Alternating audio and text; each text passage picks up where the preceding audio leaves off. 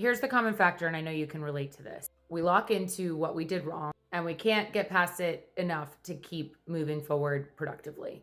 I was a professional dancer and I would have to be in these rehearsals where we'd have to learn materials super, super quick. And if it wasn't performance based, I'd be in class where you also learn things super, super quick. And I would be in a room full of people who could pick up choreography instantly, like no problem with it. That wasn't me. I'm somebody who has to like sit on it. I have to learn it and I have to sit on it. But here's where my mental space would always land when I'm going through this process. I would mess up and then my headspace would go straight into get this right, do this right, do it again. But as I'm thinking that, the rest of the choreography is also being taught. Because I was so hyper-focused in on the thing I couldn't do and couldn't get past, I wasn't really sinking in the rest of the choreography. Like I was learning it, but it wasn't like landing. It wasn't like I wasn't feeling it. And then I would get super frustrated.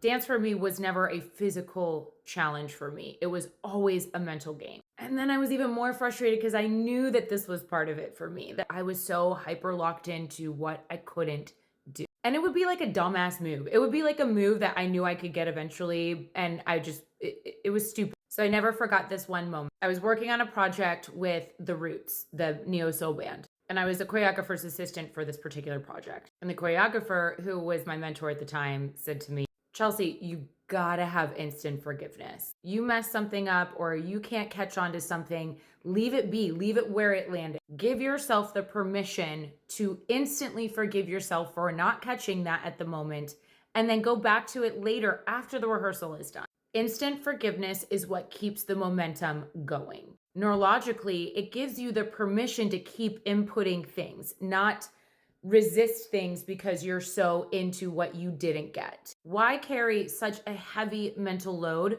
for no reason? Now, I'm obviously talking about dance, but this could apply to so many freaking things in life. It's kind of like an empty cup. This is how you should imagine your brain, empty, so that you have the ability to pour things into it. When you start to lock into the things that you are doing wrong, what is happening is you filled up space. So everything you see coffee in here is that part of you that's saying, oh, I don't have the ability, or I can't get it, or the frustration, or the hyper focus.